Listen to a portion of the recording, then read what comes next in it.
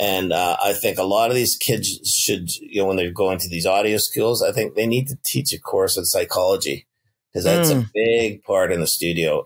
You've got to learn how to tame multiple personalities into becoming a team and getting a good product. There's not a lot, but there's so many potential fights in the studio where, you maybe got an egotistical lead vocalist with a stubborn drummer and a I don't care bass player or whatever. And they're all frustrated at each other, and you got to get them all talking and playing and friendly. So it takes a lot of psychology sometimes. A lot of personality management. Yeah, trick them into behaving. You get all mad, and it just creates, a downer thing. Yeah. Keep everything up and happy all the time. Shines a lot of light on that. Who was it? Was it Metallica that did the documentary about the time that they spent with a psychologist to get their band, basically the personalities all working together again. Welcome to the Vocal Lab. I'm Sarah Ramsey, and this show aims to pull back the curtain on the entertainment industry, where veterans give up-and-coming artists some of the information they wish they'd had when they were just starting out. Sort of a music industry primer, if you will. Thanks for joining us on the Vocal Lab. This is actually part 2 of our interview. So if you haven't caught part 1 yet, head back to the episode right before this one and get all caught up, and then join us back here. We'll see you soon. Some of the favorite projects that you've worked on, what are the things that have made them favorite projects? Well, there's been a few great projects, and for me, it's personalities. Yeah. When you've got a great bunch of people that when you first meet them, they feel like you've known them for 100 years already. So all your personalities just sort of gel right away. And so you just have such a laugh that sometimes you think, oh, okay, I guess we better get some work done today, because you're laughing, joking, goofing around. I had one band that they actually got me golfing, but we all golf a lot. So we were scheduling our sessions around golf. So we'd, tee off at 8:00. It's usually about a 4-hour round. So we'd have a bit of lunch and then go to work at 1 or 2, and then not work too late so that we could get up the next morning and golf at 8. So that was a lot of fun. And we found we got a lot done because you'd come in relaxed. You weren't burnt out. We wouldn't stay there till 2, 3 in the morning, working hard and getting tired and wearing yourself out. So that was a good, fun project. I've done a few records with those guys, and we would travel a lot. They're from England, so we did a lot of records there. So we'd play a lot of English courses. Then they came to North America. We did a record down in Atlanta, so we had golfed all the golf courses down there. And, it's just really fun things. There can be fun parts of this business too, Yeah. To travel, done records in Ibiza, over in Spain. And that was, Ibiza, yeah. And it's just some of the travel, some of the a lot of the studios are residential, so they're on a big property or in a big sort of mansion with a studio, so you all kind of live there, water down, and they have a cook making meals for you, and there's some really great times. It's not necessarily all 14-hour days sitting there listening to music, so that's the fun part about it. And then you get to be creative and do music at the same time. So, like I say, sometimes it's a bit of a lifestyle, and you got to make it fun. Bit of a journey going from sleeping in the loading bay an hour a night in a sleeping bag to getting to record in Ibiza and mansions with a cook, right? And then in Ibiza, I had a closet with a sleeping bag just so just to keep it real. Just to keep it real.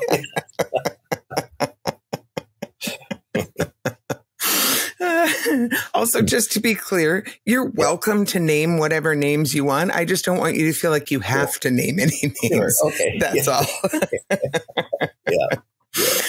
I'm thinking, when I started that, thinking about another important function of, say, an engineer Probably even more so a producer. And I think a lot of these kids should, when they're going to these audio schools, I think they need to teach a course in psychology, because that's a big part in the studio.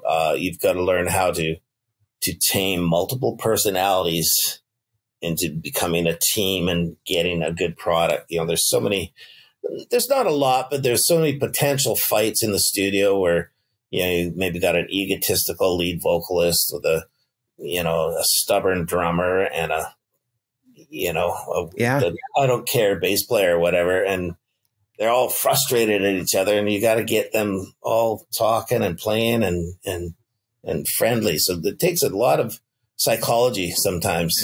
A lot of personality management. Yeah, trick them into behaving. You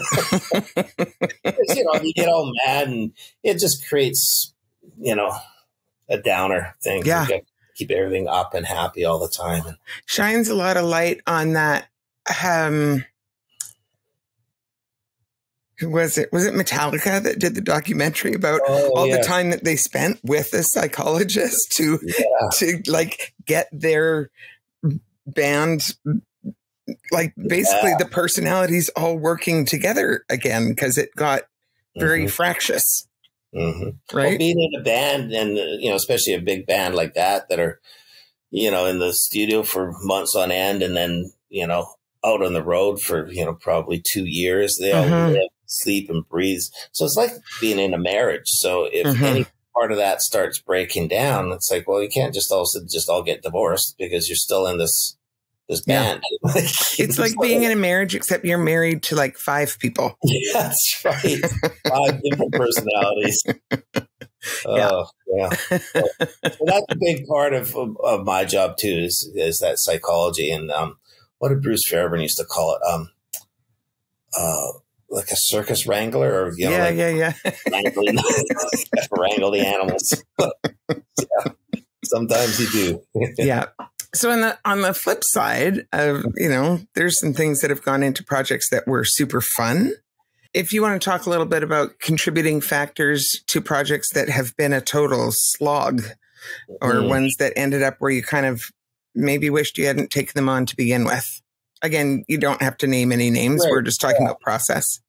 Yeah. You know what? I've been very, very lucky in most of the people I've worked with have been pretty amazing. I find some of the hardest egos to work with are sometimes the younger bands, especially ones that maybe have had a song on the radio and come in and they've got these chips on their shoulder, and you can't tell them anything because they know what they're doing. Okay, fine. Yep. So sometimes they're difficult to work with, and that it takes a lot more work to kind of either earn their trust or their respect, or, say, look, I'm not trying to knock the chip off your shoulder, but when we're in here working, leave the egos at the door. We're all in the same place. We're all trying for the same thing.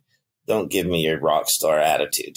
Yeah. It doesn't work here. The bigger guys have got rid of all that, and they're some of the sweetest people ever, So I've been pretty lucky. I've had some records. There was one record,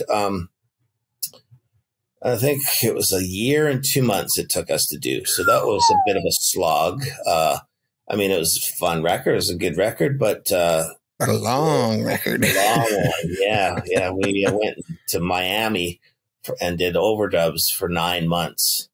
Part of that was we only worked 3 to 4 hours a day, 5 days a week, and took weekends off. So they wanted to just kind of take their time in a nice warm place, and so away they went. But, here I am in Miami. I'm a workaholic, and weekends off, and I'm not a sun and beach guy. I just grew up in studios, so sun and beach, I'm hiding. So, I just had to try and stay out of the bars on the weekend. It's the only place I want to go. Air conditioning and beer, I'm in.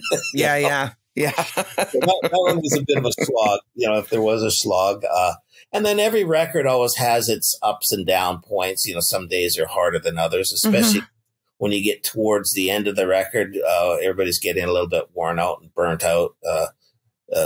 Nerves get a little more afraid. And then the pressure of, are we going to get it done in time? We're running low on the budget now. We're running a little bit over time on days, so it could get a little tense. So those are sometimes tough to ride out, but you got to get through it. As we've established, we have listeners who've maybe never worked with a producer or mixer, or maybe even hired an engineer before. So in the spirit of pulling back that curtain and making expectations clear for emerging artists, can you talk about how you structure your rates? And we don't necessarily have to talk dollars, but more about sort of the general principles. Is it hourly versus day rate versus song versus project? Is it always the same? Does it differ from project to project? But what should an artist expect when they decide to hire those roles? Right. Yeah. Well, I can only speak for myself, and I'm not sure how anybody else does it. Because this comes up a lot. I get an email through my website, or somebody just emails me and says, "Hey, what's your rate? I've got 2 songs. What's your rate?" I'm like, okay.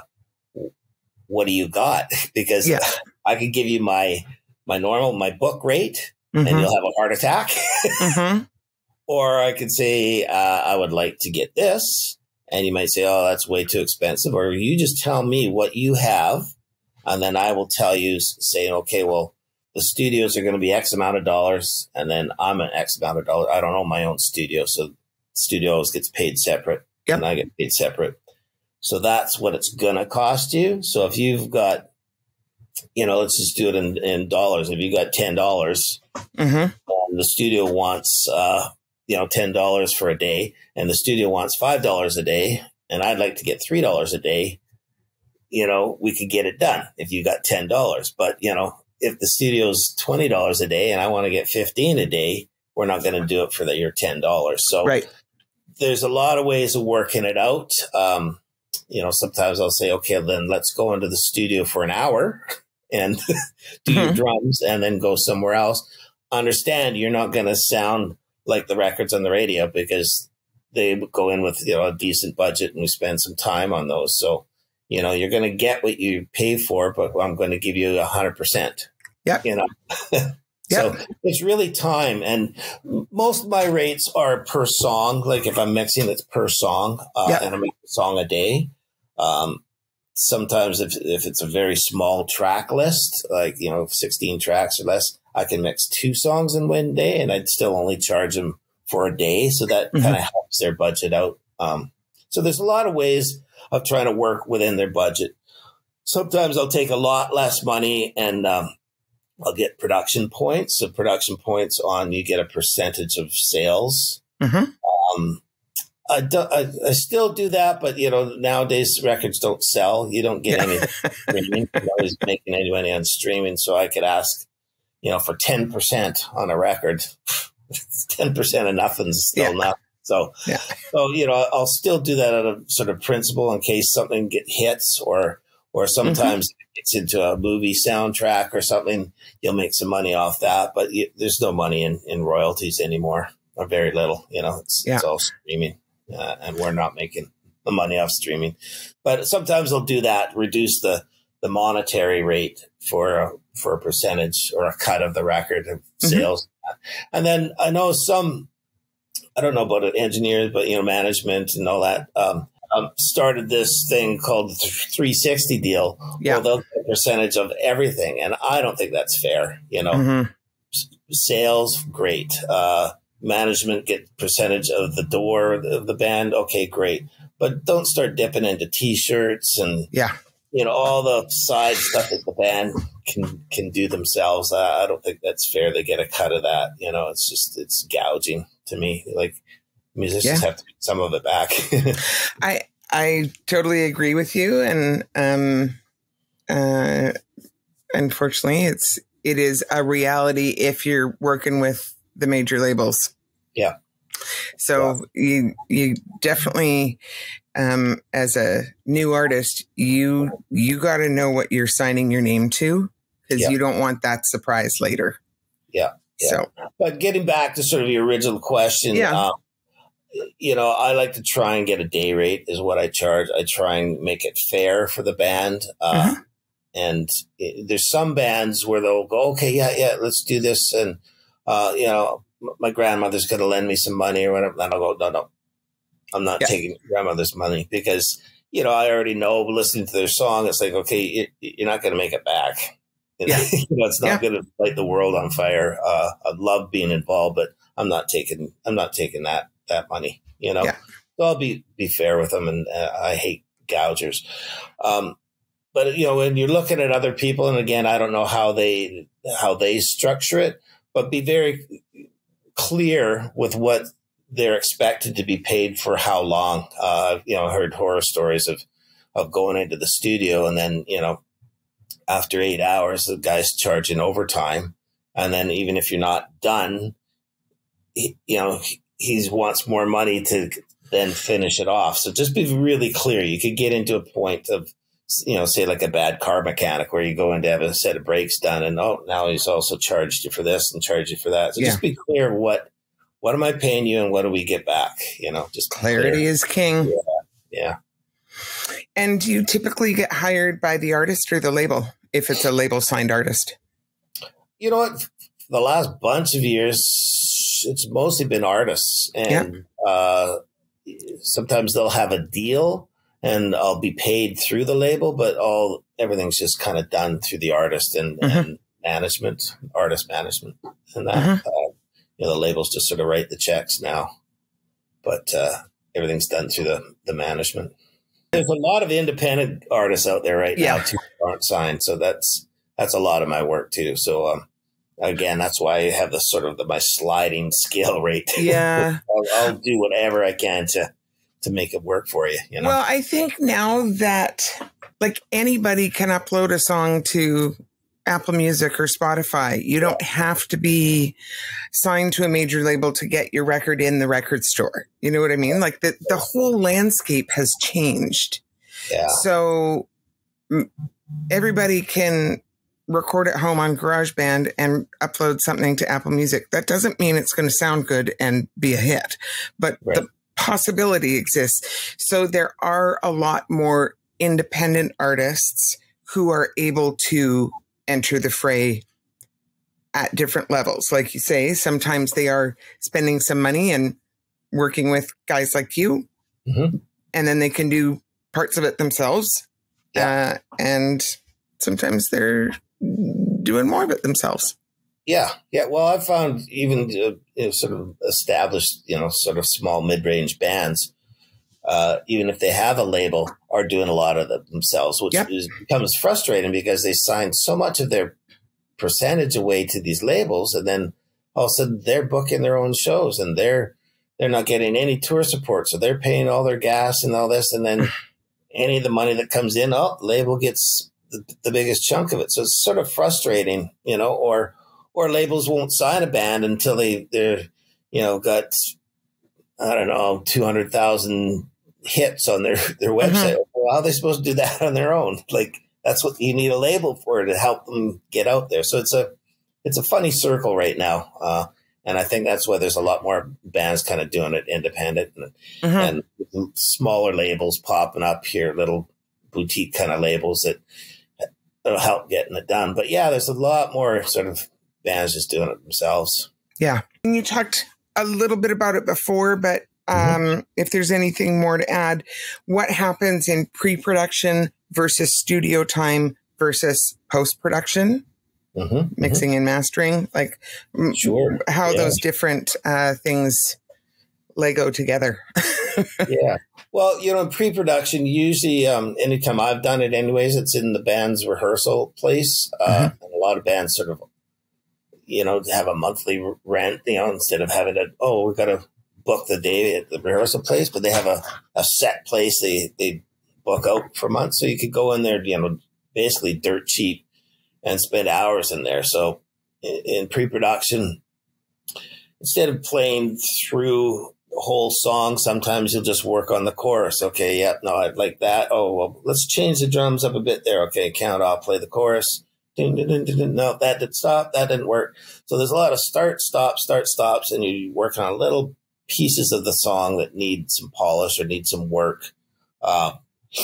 And then sometimes we'll just play that part over and over and over again. Okay, now let's try the whole song again. Okay, no, that's not working. So all day or even for 3 days, you'll kind of work on one song for hours and take little breaks and whatever, but for hours. Whereas in the studio, if you're doing that in the studio, you could get a block out, 12-hour block out, but basically you're paying per hour, so every hour that you're in there, the clock's ticking. So, that can add up pretty fast. So if you spend 3 days working out how you want to play this song, that's 36 hours. Say it's $100 an hour. There's almost $4,000 you spent and you haven't even recorded the song yet. So, so pre-pro, it's really important that's where you spend your time, work out your bits.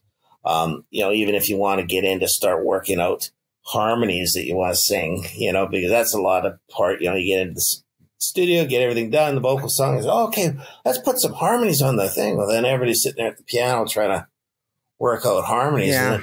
And if you're not good at it or don't do it a lot, that's time consuming. So you're better off doing that at the rehearsal place. So that's the rehearsal. When you get into the studio, because time is so expensive and time is of the essence. And plus, a lot of bands call it red light fever. As soon as they get in the studio, they sort of get all nervous. And so, you got to try and get everybody, okay, lighten up, turn down the lights, let's put up some candles. Let's, kind of make it more comfortable. Once you're through that, it's down to you want to just get the best performances you can as quickly as you can. And, try not to worry too much about quickly, but just relax and let's get the best performances we can. So if you're well prepared in the pre-pro stage, that's easier in the studio. And you want to get in and out as quick as you can just for money reasons, Then after everything's recorded and all done, I get it to mix. And like I say, it's usually a song a day. It takes me to mix a song. And after that, then it goes to mastering after that. So mastering takes each song and makes them all flow together on a record. So when I mixed one song, maybe that day it ended up sounding a little bit duller than the next song. Maybe one song has more sort of bright sounding instruments. Yep. You want that record to sound like it's all cohesive. Not all sound the same, but it's got to flow nicely together. So that's mostly what mastering does. It adds a little bit more compression, which sort of holds the volume of the music in a certain place, and it makes all the songs kind of the same volume, so they flow together. So that's mastering. Yep. And sort of the whole process. Yeah. And so from in the recording process, when you've worked as in the position of being either the recording engineer or the producer, because I've talked to students about this when they're quite nervous about going into the studio, and I've said, if being in the studio and like turning out the lights and having some candles going, or like taking 5 minutes and throwing up a string of fairy lights or a scarf or whatever, if that is going to make you comfortable and get a better performance out of you, the producer and the engineer are not going to look twice, because they've seen it a million times before, and they are more interested in you getting the best performance than thinking you're weird because you want to light some incense. Yep, exactly. Am I correct in that perception? For sure. And for many years, though I've stopped doing it because the collection just got crazy, but people started giving me skull flags, and round up skulls. And so it was taking a whole day to set the studio up and then a whole day to tear it down. And I was starting to get the bill from the studio, so I stopped doing it. But it made the whole place, instead of look like this sterile, like, oh my God, look at all this gear and bright lights and all that. It made it look more like a clubhouse, right? Yeah. So that would really sort of, people would start putting their feet up in the furniture and relaxing. So that, that was great. Another trick I would do is sometimes, especially if you're in there for a few days, say, okay, so tomorrow is Surrey Trucker Day. So we all got to dress up as Surrey truckers, your hat, your denims, and whatever you got to do, or have a a theme wear day, you know, a Christmas sweater day or whatever. And it just something to look forward to. They all come in, their various things, and it just lights. So you're not thinking like, I hope you play in tune today. Yeah. You know, because it's too intimidating. You know, you've got to try and diffuse it as much as you can, you know? Yeah. Yeah. I think that piece around making it comfortable, even for veterans, but especially for people that are new and aren't used to what it's like to be in that environment. Just, it's a little bit of the permission, right? Knowing that it's okay to do the things that are going to make you feel more comfortable, because in the end, it's going to show up in a better performance. And that's everybody's end goal. Yeah. Yeah. So if you're used to, you know, practicing your instrument in your bedroom for years and all that, and you're comfortable in your little bedroom and all that, okay, well then maybe we'll stick you in this little room with a little bed and a table lamp and just pretend you're in your bedroom then, because that's where you need to be. If that's where you play the best, then you go in there and do it. You know? Exactly. Don't stand out here with the spotlight on you and everybody watching you, you know? So whatever it's going to take. What have been some of your favorite studios to record in? Like, I mean, everybody talks about back in the heyday recording drums in the loading bay at Little Mountain, right? I mean, that's gone now, but well, I mean, it is and it isn't. Well, it's there, but it's not. Yeah, you can't use it in the loading bay anymore. Yeah. I mean, well, because I, you know, was sort of brought up here and cut my teeth here. You know, Little Mountain's always going to hold a very special place in my heart. But to be all honest, like, you know, the memory of it and the legendary status of it is really, it was a lot of work working out of there. We didn't have very much gear. I know Bob and I, when we'd be working and we're trying to match our records to other records that have been out and all that. And when you first started traveling and say go down to work in a studio in LA, you go and you go, oh, you have all this stuff? You were using all that gear? Like we hardly had your studio's maintained? No, ours was maintained. We had some great maintenance guys, but they had all the greatest microphones, you know, these old great tube mics and tube compressors and just all this great gear that we're like, what? So we're making our records sound like their records with not much, many tools. Spit and duct tape. It made us work harder. So, you know, that was one great thing that why a lot of people that came sort of through Little Mountain and stuff has had quite good successes because we had to work really hard for it. But I've been really lucky on that. We've had the warehouse and the armory as sort of the two. There's Hipposonic, which is kind of the old Little Mountain they're running there. They're good. Well, there's a lot of great little studios in Vancouver, but those are sort of the three main ones I work out of. And, you know, a lot of the big studios in LA have always been a great trip. I've always loved working over in England and mostly in London. It's just such a great culture over there. They've got great studios, Abbey Road, you know, worked there a whole bunch. So that's pretty cool with all the sort of the Beatle vibe there and the room where they did Dark Side of the Moon, Pink Floyd, you know, just all that kind of stuff. It's just sort of dripping with history, you know, that's all pretty cool. And then I get some of the exotic trips, like I say, to like, you know, Ibiza and where else have I gone? A lot of other places in the States and never done the Bahamas. Everybody says, oh, we should do a record in the Bahamas. And I'm thinking, well, the thing with that is like, well, I'm doing all the work in the control room. You guys are all hanging out at the beach. So, yeah, I don't like that idea. Well, but lucky for you, you don't like the beach anyway. So, oh, there you got that. Yeah, that's true.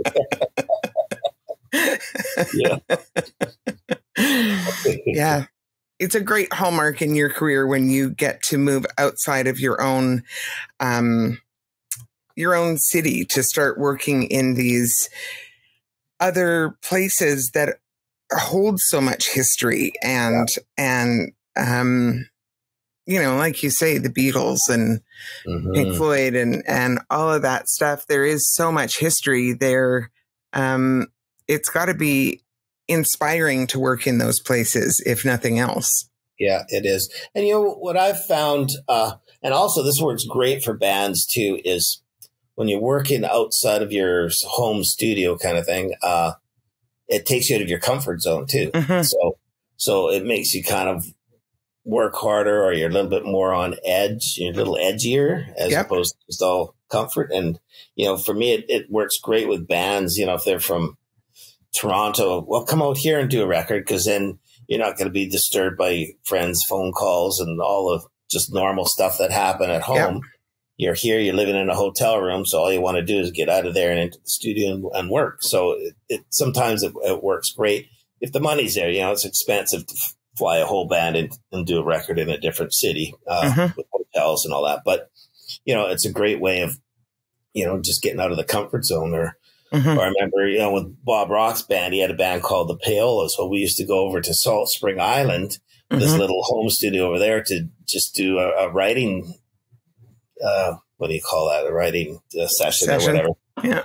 So we'd go over there for 2 or 3 days in this cheap little thing, and we just had fun drinking beer, and they'd be writing and all that. So, you know, just to get out of your comfort zone for a little bit, you know, it doesn't have to be across the continent or overseas, but, you know, just go somewhere different and a different environment. It can be cool too.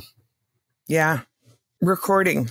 There's so much gear out there, and it does so many different things. Do you have any, and I know this is a very vast question, so take it as you will. Do you have any favorite pieces of gear? Well, for me, because I'm sort of an old school guy, I like the analog tape machine. So analog tape was basically a piece of tape, 2 inches, and it has 24 tracks on it, and that's it. All you get is 24 tracks. And on a reel of tape, you would get 15 minutes of music. So that's how we used to do all the records back in the days on analog tape. For me, just the sound of it for rock music anyways is unbeatable. It just has this great sound, just the way it slightly compresses things. The bottom end's really nice. The top's silky.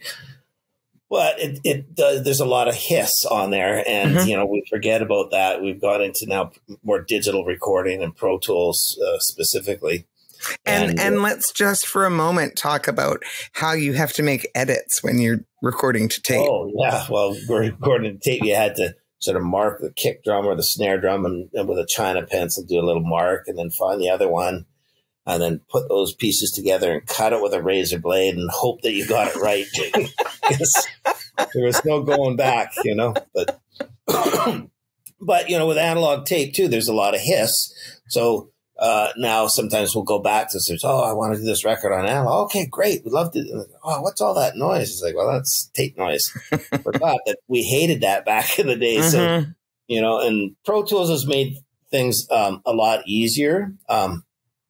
But again, in the digital world, because you can edit the drums so easy and quantize things and auto-tune, people use it more as a crutch now instead of a tool. You know, when we all started using it, it was a tool because you couldn't do things like that easily on analog tape. Oh, now we can do that. This is great.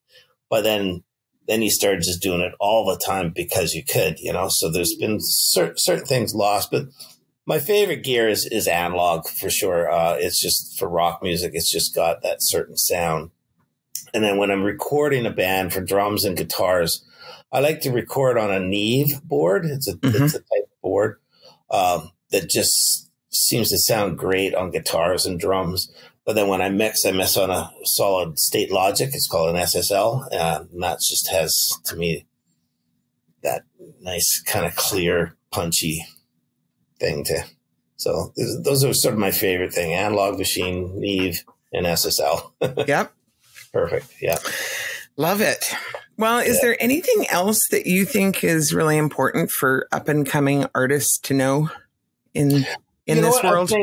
I think one thing, and I know like one of the schools here in Vancouver, Nimbus, they've branched off or got courses, but go get business course. Take a business course or a course on law or something. You don't have to become a lawyer, but take courses on that, how to do your own accounting, how to, what to read in a contract. And, we all send it to our lawyers, but it's really good when you get it back. You read it before you sign it. You read everything. If you don't understand, what does that mean? Ask your lawyer. But if you have some working knowledge of what that is, you can read some of the stuff that's all of a sudden they try and slide in and say, wait a minute, what's this saying now? It sounds like it's saying this, take charge of your own life and don't leave it up to your lawyer, your accountant, and all that. Like, what's going on. It's your ship to drive. So don't have anybody tell you, oh yeah, no, just sign it. That's fine.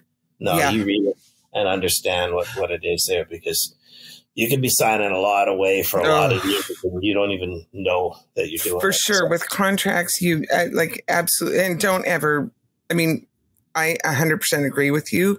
Yeah. You need to be able to read it and understand what you're reading. And if you are signing a contract, you also need to be having a lawyer look over it who is purely and simply working for you and doesn't have an interest in the other party. But I think the piece around artists actually being business entities, because they are, is one that is not talked about a lot. And the fact that as artists,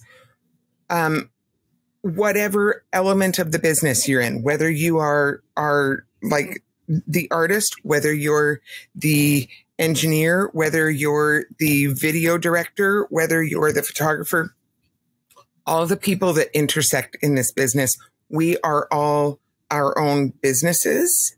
Yeah. And we need the skills.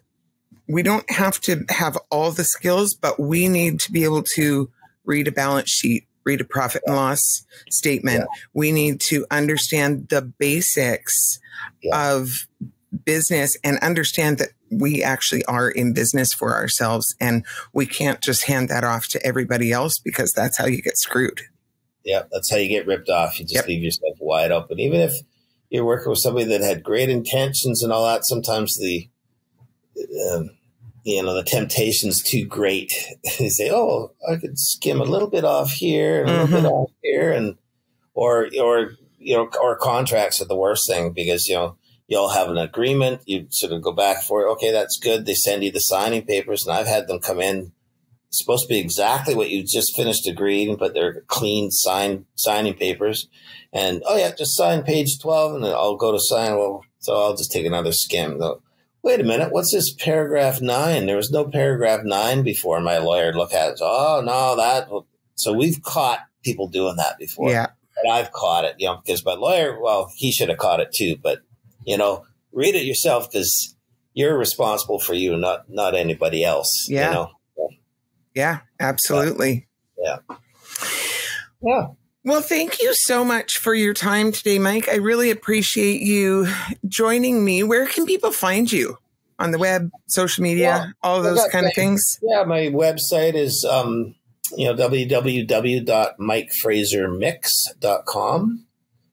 Fraser's like the Fraser Valley here, or Fraser. It's not like the U.S. Fraser. MikeFraserMix.com. I know I'm on Facebook. I don't know how you search that, though. It could be Fraser Productions on Facebook, maybe. We'll link it in the show notes. You can send it to me, and I'll put it in the show notes. Yeah.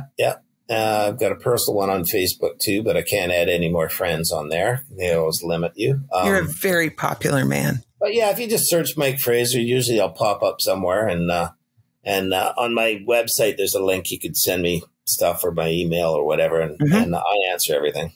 Eventually, sometimes it's not the same day, but I always get back to anybody. So any questions or got a song you want me to mix or work with you, love to. Yeah, I'll do everything. That's awesome. Thank you so much, Mike.